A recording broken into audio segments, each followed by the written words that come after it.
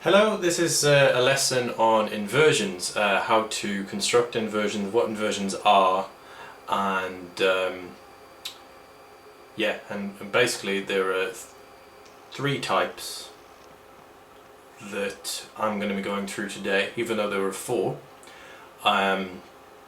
Basically because the fourth one involves sevenths, so it involves four notes rather than three, and as with most of my other chordal lessons, they're going to be using three notes just to keep things simple and just to explain the theory side of things here.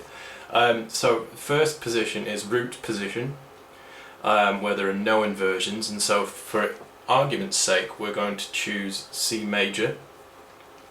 So it's basically a C major triad with all of the notes as they are, as you would get in a standard chord. So we have C, third fret of the A string, E, second fret of the D string, and then your open G string.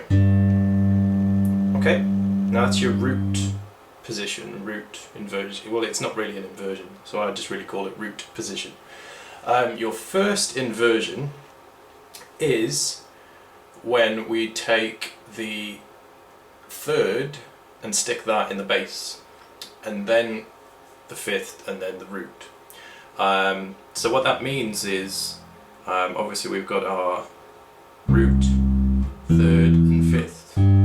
So all we need to do is change those around a little bit. So basically what we're going to do is stick the E, the major third, in the bass, then the G, the fifth, and then the root on top. Okay? So that goes a little bit like this. It's the 7th fret of the A string, that's your E, the 5th fret of the D string, and that's your G, and then the 5th fret of the G string, and that's your C. So that is first inversion.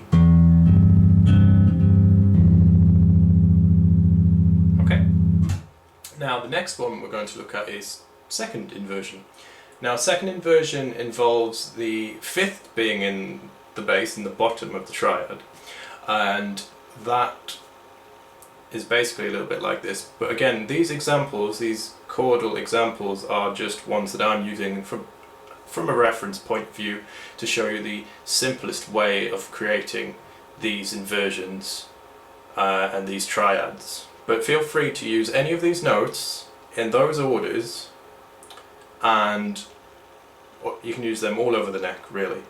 Be careful when you go up higher in the register, you might end up not getting entirely the right kind of inversion because of the jumps in between. But anyway, that's the story for another day.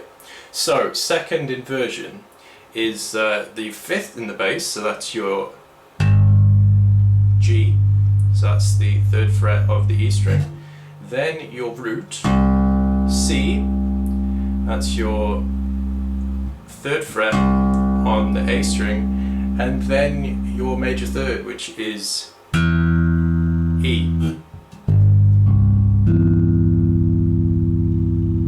So those are the so we have the root position, which was here, yeah, first position,